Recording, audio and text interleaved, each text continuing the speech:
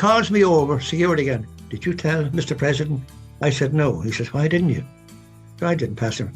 George says, is this guy giving you a bit of grief? I said, he sure is. Right?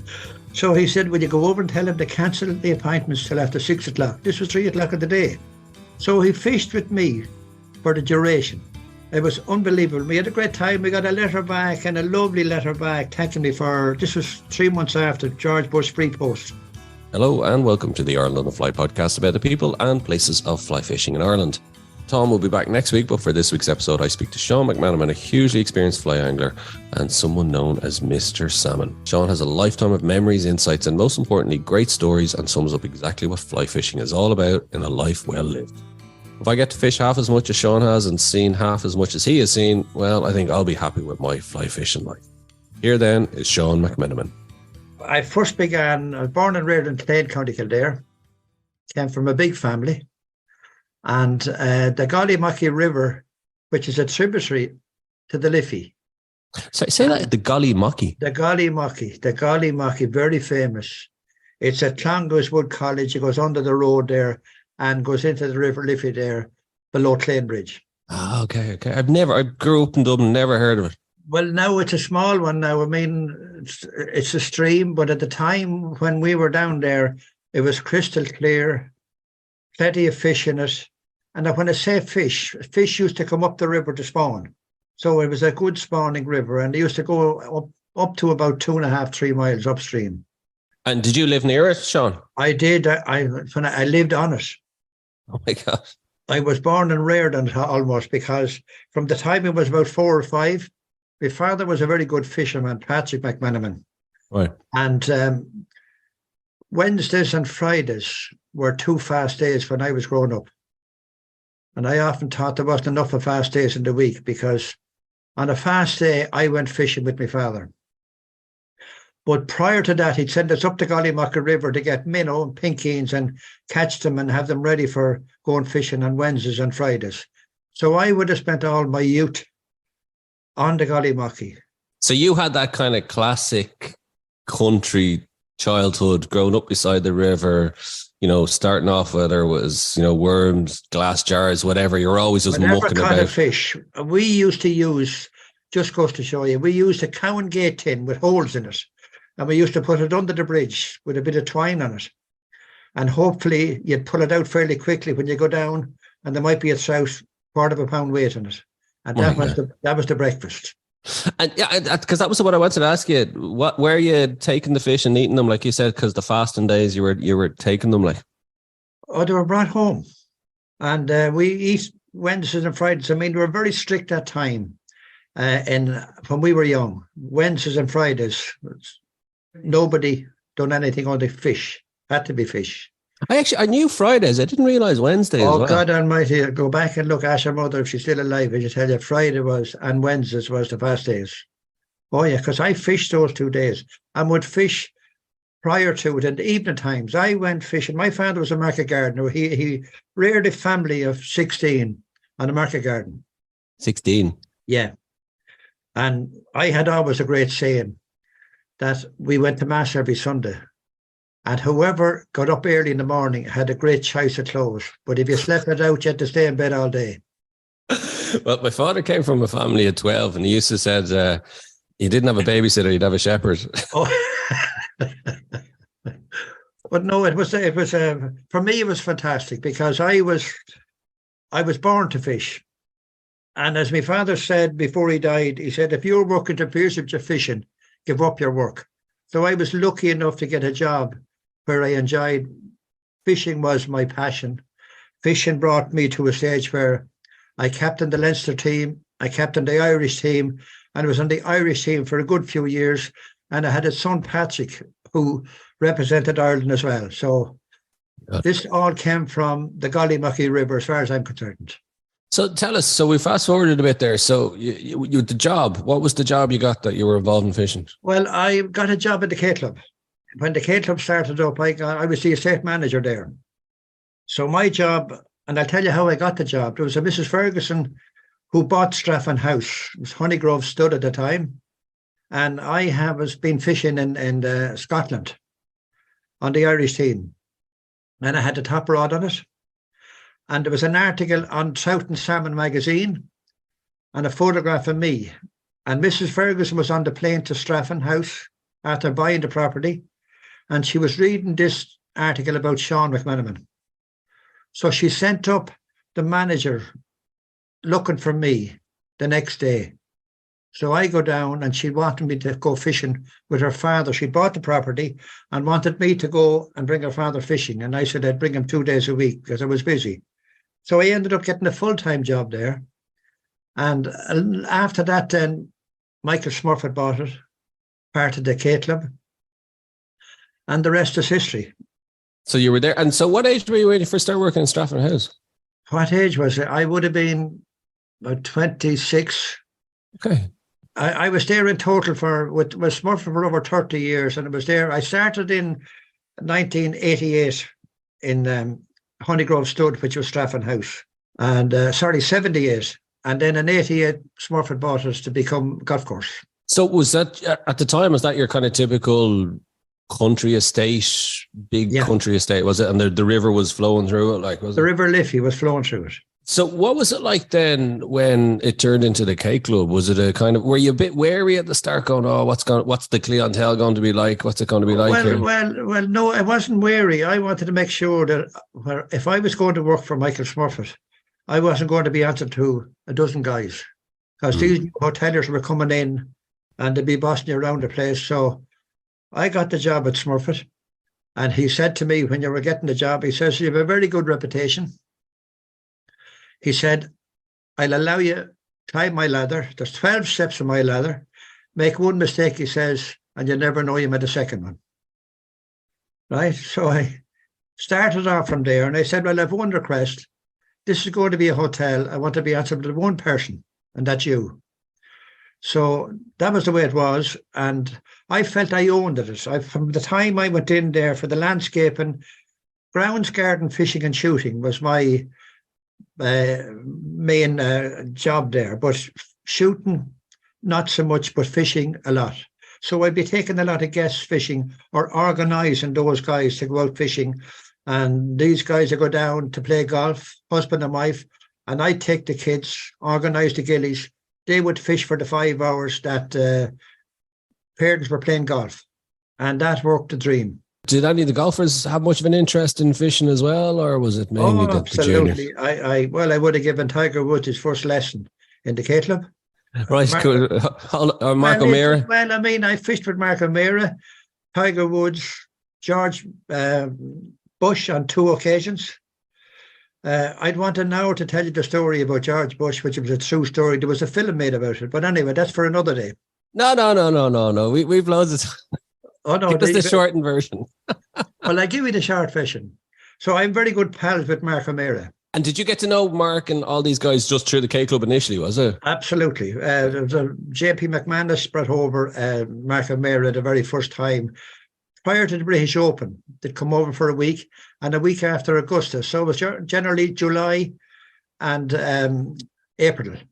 So the guys would come in April after Augusta, and we'd fish for the week. We'd fish in Blackwater, we'd fish the Galway Weir, we'd fish the Moy. They was the rivers we fished while these guys were over. So we had absolutely fantastic fishing and fantastic times. Now, if they were here today, I've Mark O'Meara coming over now, and he's coming in on the 9th of April, immediately after Augusta, and he's here with me till the 17th. He's a proper angler, isn't he? Like, he is. Yeah, he's a fabulous angler. Is it salmon or what's he? Salmon. He's a South man, but mostly salmon. Oh, geez, we have to get him on the show. You'll have to get him on the show for us, Sean. We'll organise it. Don't worry. We'll see what happens anyway. But he'd be a lovely guy to interview, because I can tell you, there is no better. I know him now almost since 1991, and we're still friends. Comes over every year, not every year, but most years to fish, or I would go over to him. I mean, they brought me all over the world.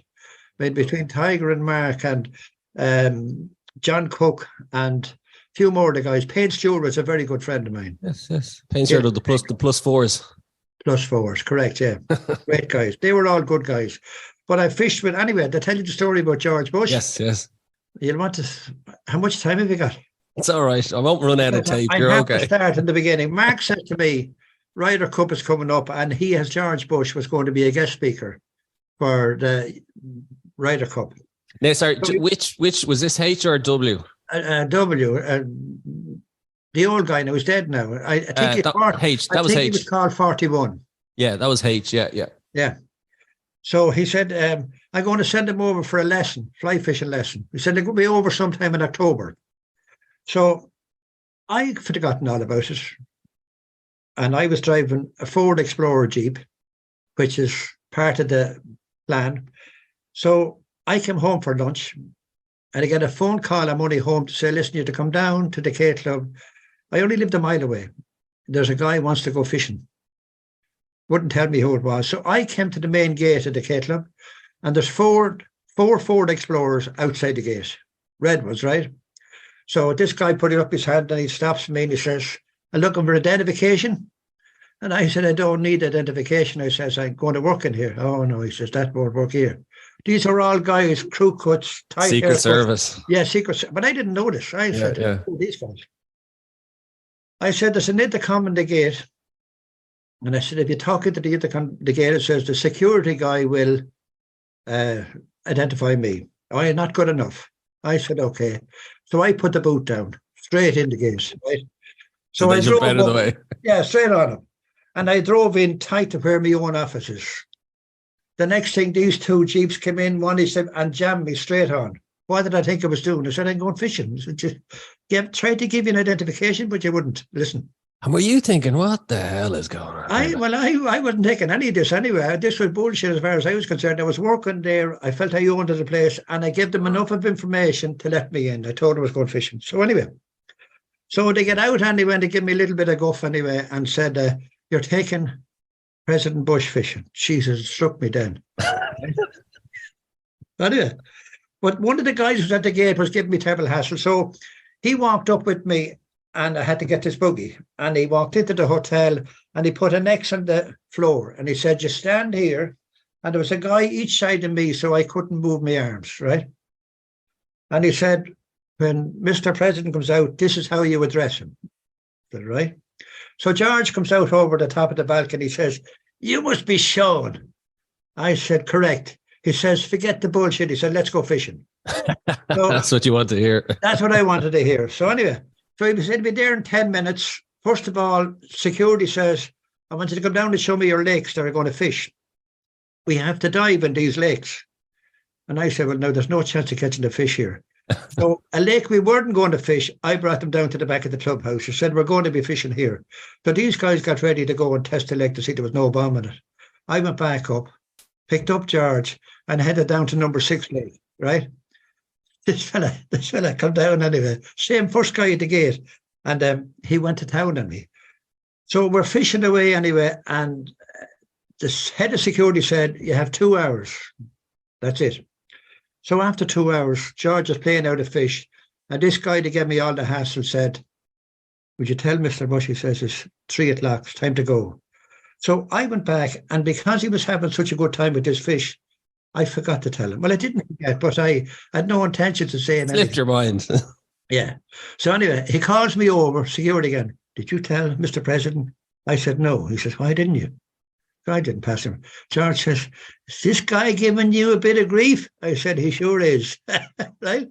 So he said, will you go over and tell him to cancel the appointments till after 6 o'clock? This was 3 o'clock of the day. So he fished with me for the duration. It was unbelievable. We had a great time. We got a letter back, and a lovely letter back thanking me for, this was 3 months after George Bush free post.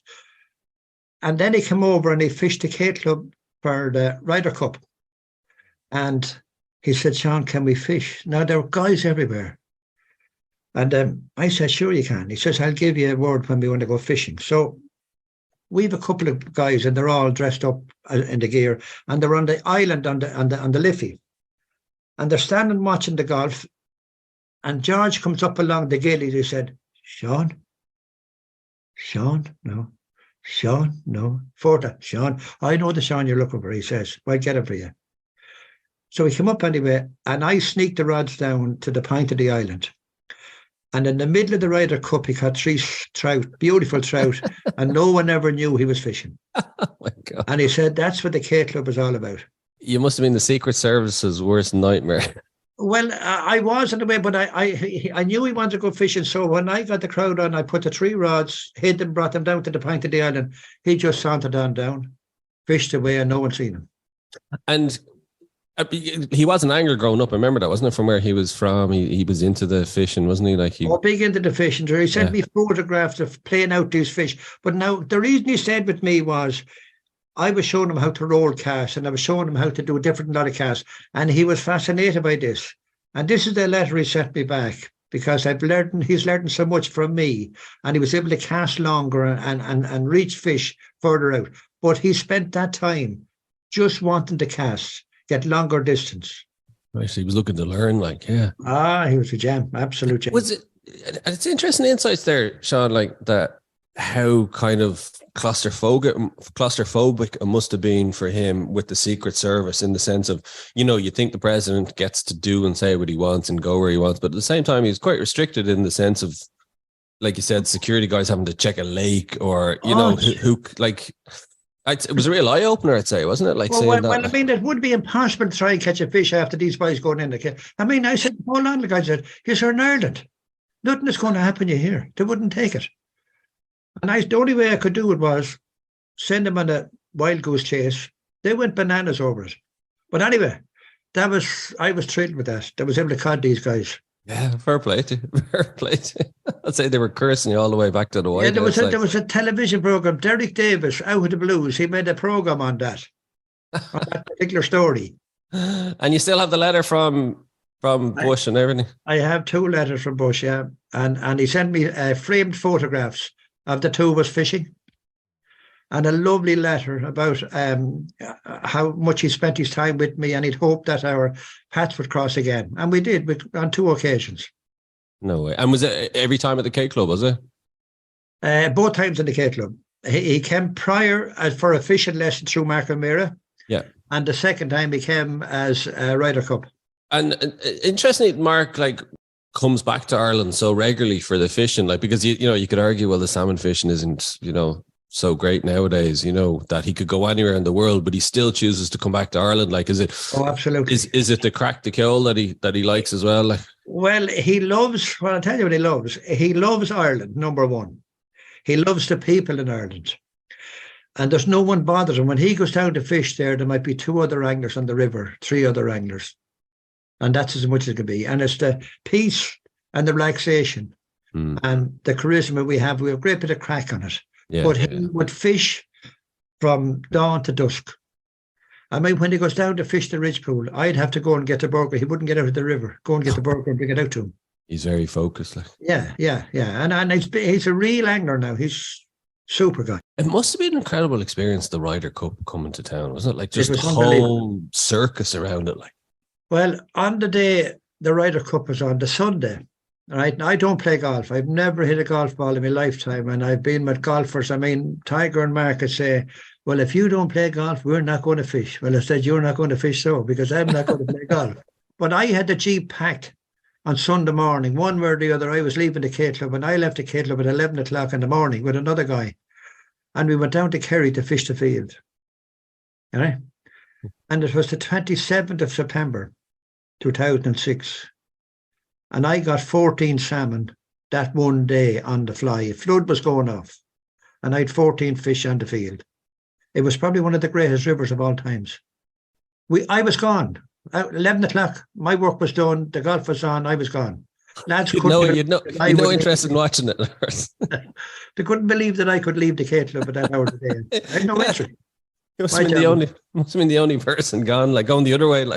Yeah, absolutely. But as far as I was concerned, there was nothing like the upbringing I got between looking after fishing and gardening. And I mean, I could put them all. I was in Tampa Bay with Tiger fishing for tarpon with Mark O'Meara.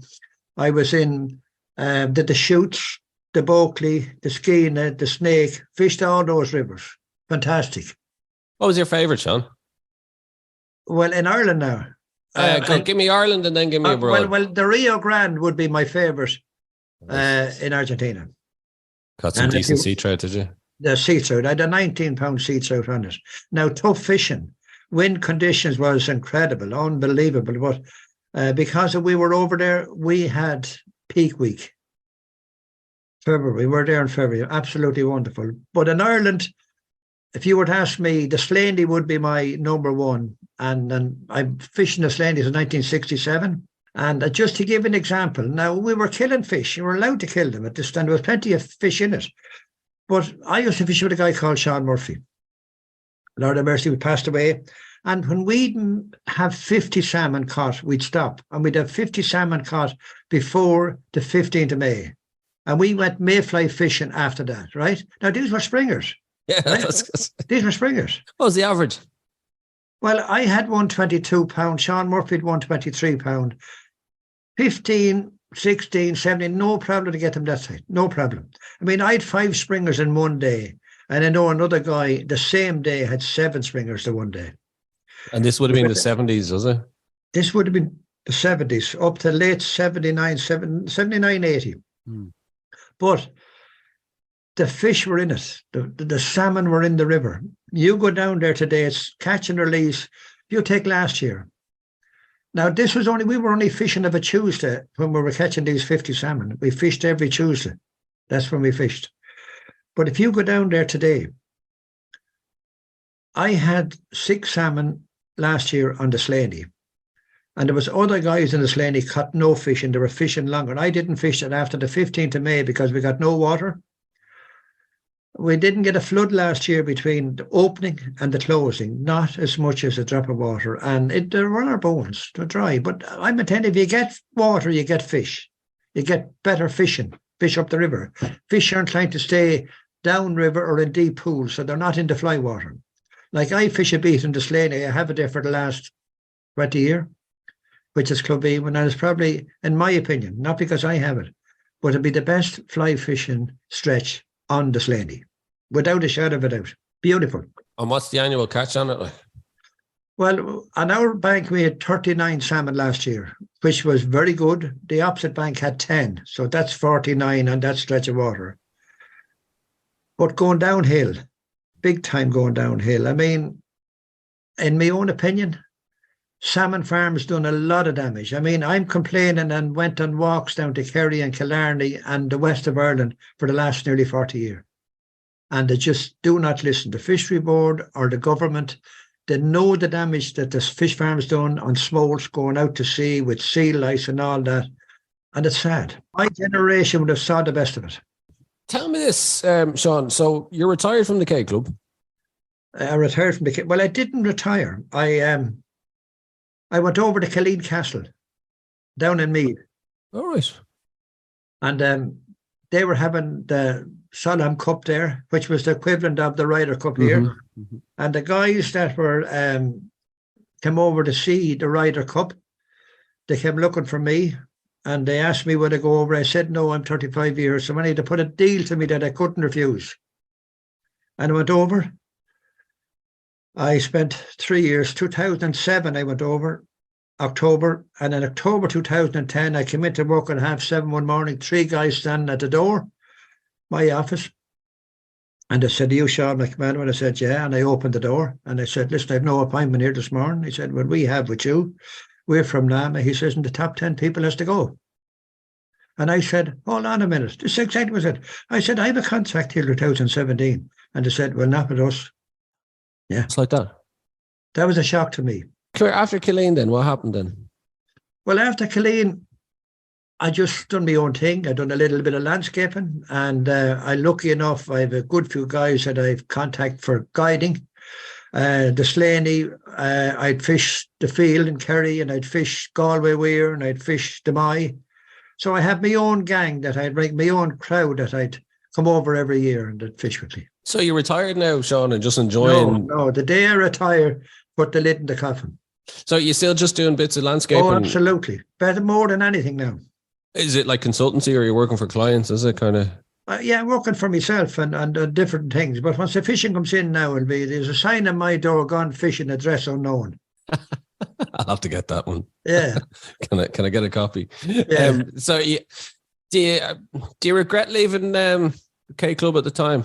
Or Well, in hindsight, shall we say? well, what happened was when Smurfit sold it, I lost all interest.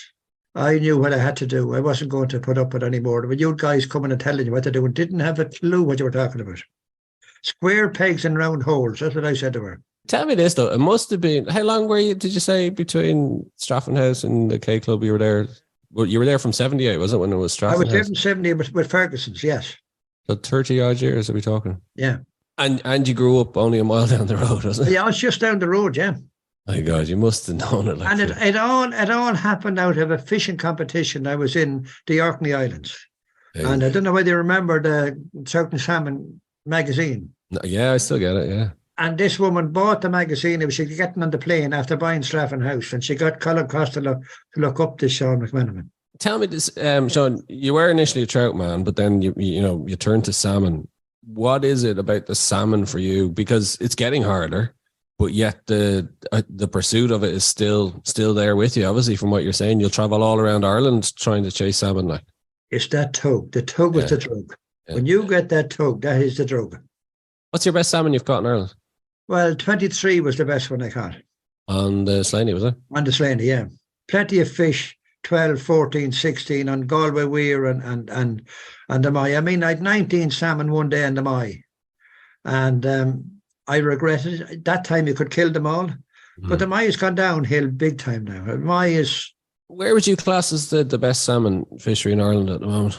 Well, I mean, there's two ways of looking at it. Carysville, but because there's a weir on it, the salmon can't get up it. It's owned by the Duke of Devonshire. A couple of €100 a day to fish it. But that's only because there's a weir there. Them fish could get up the river. There wouldn't be great value on the fishery. Where else? The Slaney. Slaney would buy, absolutely, the Slaney. The Slaney gets water.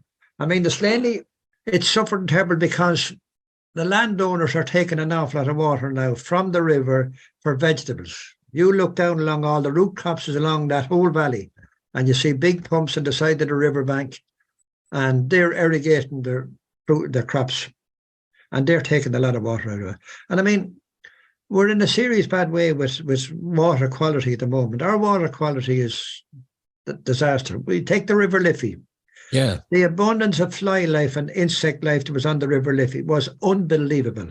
Now it doesn't exist anymore. The trout are all small, 6 and 7 inches. You go down fishing a few years ago when I fished for trout.